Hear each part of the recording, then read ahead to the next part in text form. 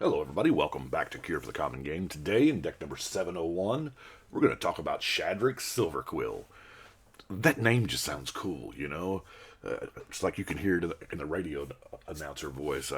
It could be anything. It could be, and in this corner, Shadrix Silverquill. I don't. Anyway, overlook me. Uh, 5 mana, we get a 2/5 Elder Dragon. We got a set of Elder Dragons. These are the two-color dragons that were not the ones from Tarkir. So, flying and double strike. That may be where I stopped reading. At the beginning of combat on your turn, you may choose two, but each mode must target a different player. I had the pleasure of playing against a build of this when I played for one more mana. Target player gets an inkling. Target player draws and loses. Target player puts a counter on each creature they control. So, you may choose two. You can't just choose one, you have to choose two. So, I like it, and I read this as this is a Voltron commander that pumps itself up with the +1 counter, or gets to draw the card and lose the life. The drawing the card and losing the life is a very political tool that you can pass around the table if you just want to keep pumping up Shadrix. Yeah, this is a one-man band. So, one-man band. Coming to the arena this Friday. We'll sell you the whole seat, but you'll only need the Edge Shadrix Silverquill. Anyway, yeah, I can't get over the name. It's so cool. Let's look at our ramp, shall we? Because we got a 5-mana commander, and that's our whole game plan. Yeah, it's not real smart, I know, but we have a flying double strike, so commander damage is 21. So if we can get Shadrix to that magical 11 power, it's one hit removal. Because the double strike, it's beautiful. So, we're going to ramp there with Dark Ritual, Soul Ring, Prismatic Lens, Charcoal Diamond, kind of liking this Letter of Acceptance thing, Pristine Talisman, Seer's Lantern, a trio of Orzhov rocks, the Cluestone, the Locket, and the Signet. And I've got the Transcendent Envoy. I know it's a creature, and I said it was a one-man band, but we got to have, people's Aura spells cost one less. May not be the optimal. A Sword of X and Y would be perfect in this slot, but it is what it is. Now, let's look at how we're going to pump up Shadrix. The very first thing I thought of was Edge of Divinity, because this is a 1-mana permanent giant growth. Because he is both black and white, so he gets +3/+3. That brings our power up to 5. That is 10 commander damage on one swing with one card. 1 mana. I like Shield of Duty and Reason. I couldn't do the other one because, black is in the other one, but protection from green and blue, that matters. That matters in Commander a lot.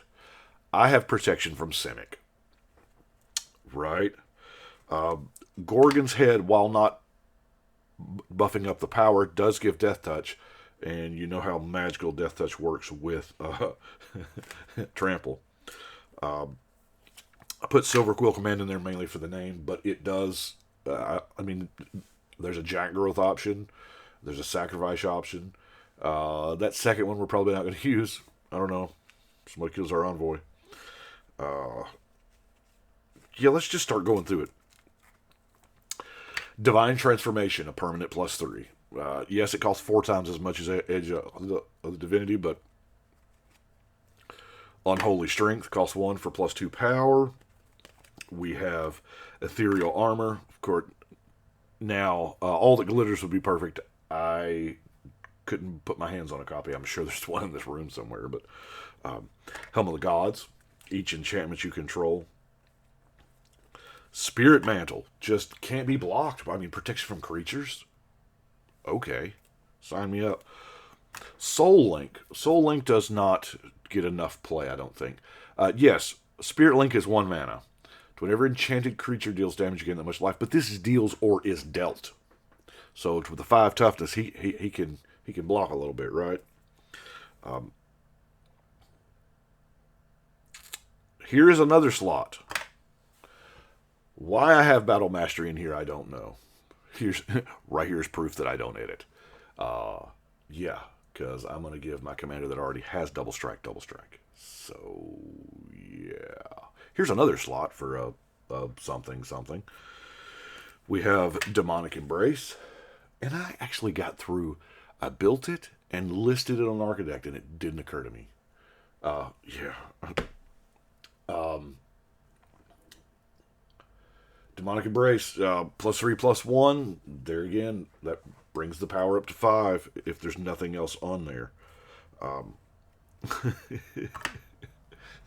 Howl from Beyond. Now, is this not the most beautiful instant giant growthy combat effect that you've ever seen?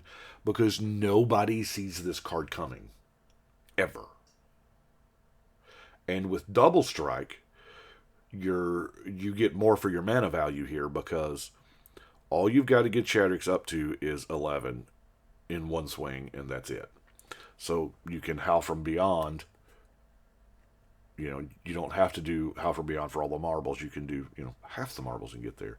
But I like Endless Scream simply because it's a permanent. This is an enchantment. Now, granted, it's not instant speed. You have to do it, they see it coming. But typically you're going to do this and then swing. We have Loxodon Warhammer, because we like that lifelink. We have Bone Horde. We aren't going to have a lot of creatures in our graveyard, but you know what? The amount of removal that black and white packs, everybody else is going to have a ton. Dalthy Embrace, because sometimes I'm a little dirty. Yeah, giving target creature shadow. It's also a beautiful political tool that if you can have this out there and give shadow to creatures that are not attacking you. So, yeah. Oh, a third creature. Look at that, Deathbringer Liege. There again. Our commander gets +2. And, yeah, play a black spell, destroy target creature if it's tapped, and then white spells tap it. So, Unlikely Aid's a good instant to save it from dying, because, they're gonna be gunning for your commander. Essence Infusion. This just seems like a really good rate. 2 counters and lifelink. The counters are permanent, but the lifelink's just to end of turn. Humiliate. Target opponent reveals their hand, and you put a counter on a creature. So that's really what it's in there for. But you know what works really good with Double Strike? Infect. So we've got Phyresis and Tainted Strike. So with this, you've only got to get Shadrix up to 5, which is not hard. Your Edge of the Divinity does it. That puts it up to 5 power. You swing, give it Infect. It deals 5 Infect and then 5 Double Strike, and that's a player gone. Yeah. But then you've got everybody else at the table who's like that guy. I skipped right over the card draw. Diabolic Tutor's not card draw, but it can go get you that piece that you need. Have a little bit of Siphon Mine, Sign in Blood, Read the Bones, Foreboding Fruit, and here again, Secret Rendezvous. I feel like you need the political capital in this particular deck to pick that person who is most likely to kill Shadrix and be like, hey, you want to draw 3 cards? If you let my guy live, you won't die next. Anyway, now we have our removal, and I am telling you, there is some removal here. We have Condemn and Disenchant, pretty standard fare. Despark, love some Despark. Vanishing Verse, new from Strixhaven. Exile target monocolor permanent. Hits more than you think. Does not hit artifacts, but Unmake is beautiful. I love exile effects. Expel. I'm going to give this a whirl. This is the first deck I think I've put it in. 3 mana instant, just exile a tapped creature. The only advantage here is this is an instant, and creatures, the ones without vigilance, tap to attack. So, yeah. Martial and Parasitic Impetus. You know, you saw the Mortify coming, right? We have Closing Statements. The spell costs 2 less to cast during your end step. That's a unique line right there. So it costs 3 during your end step. Destroy target creature or planeswalker you don't control. Put a 1/1 counter up to 1 creature you control. So, kind of neat. Fleshbag and Merciless Executioner. I know they're creatures, but to me they're spells.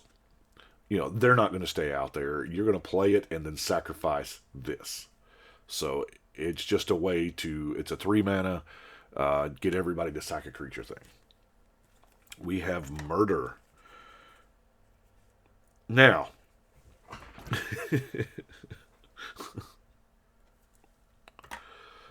mass removal, because there's gonna be times our commander's gonna die, we're gonna be facing down a board full of creatures, whatever. We're gonna have some options, some sweepers, and there's a few of them here. What is this? 8. Divine Reckoning is is perfect. We get to choose Shadrix, and everybody else gets 1 creature, and then destroy the rest. We probably have enough spot removal to take care of whatever's left over. We have Shadow's Verdict. Exile all creatures and walkers with a mana value 3 or less, and from graveyard. So that is beautiful for those graveyard recursion decks. Mana cost 3 or less. That wrecks most green decks, doesn't it? We have Cleansing Nova. Yeah, the utility here is just so beautiful. I doubt we'll be using that second option, but destroying all creatures. We got Blood on the Snow. No, not running snow-covered lands. It's just in there for the removal. Winds of Wrath is a perfect fit, isn't it? That aren't enchanted, because, you know, there has always been a certain stigma about creature enchantments. Because it's you can kill the creature and you offer your opponent a free 2 for 1. You know, they got the enchantment and the creature, but over the years they've recognized that, and they've started making the enchantments better and better, kind of almost worth it. But anyway, we have Deadly Tempest. This one wipes the board and does some damage, right? Or, well, causes life loss. Then we have Rout, because sometimes they don't need to see it coming. Yeah, nothing's better than, you know, oh, you're overcommitting, or, well, in response, Rout. And then we're going to finish up that category with a good old-fashioned Wrath of God. It's a great card. It's the OG. Now, let's look at our non-basic land package. Of course, we're going to start off with the Shine Shadow Snarl. Man, triple S's. That's hard. I used to have a huge stuttering problem when I was a kid. I used to. I think I still do. But anyway. Shine Shadow Snarl. SSS. Forge of Heroes. It's a free +1 counter. Oh, not free. It technically costs you tapping the mana and not using this to cast the commander. So, of course, we have Caves of Koilos, Temple of Silence, Godless Shrine, Silverquill Campus, Tainted Field, Bojuka. Gotta have that Bojuka. Get rid of that graveyard, because, it's a terrible thing. The Orzhov Guildgate, Polluted Mire, Orzhov Basilica, Vivid Meadow, Secluded Steppe, Terramorphic Expanse, Command Tower, Scoured Barrens. And there's one card left. You know what it is since we're going Voltron. It's got to be that Rogue's Passage. So that is Shadrix. Haven't got to play it yet. I'm recording this on a Friday, so I love those art cards for the back of it too. We'll probably end up playing this tonight. Somebody will end up playing it, I'm sure, because the current decks are typically the favorite decks of So we are going to go start the new block, aren't we? So 701. There we go. I think that block will fill up fast. That may be the fastest filling up block that I have had yet. So we shall see. I've got what? 3, maybe 4 lines before I have to move my Avon to the next one. I really got to find a place for that Avon on the wall, but I've already got my wall space is about taken with shelves and existing art. So I appreciate y'all watching. Y'all let me know what you think and what I miss.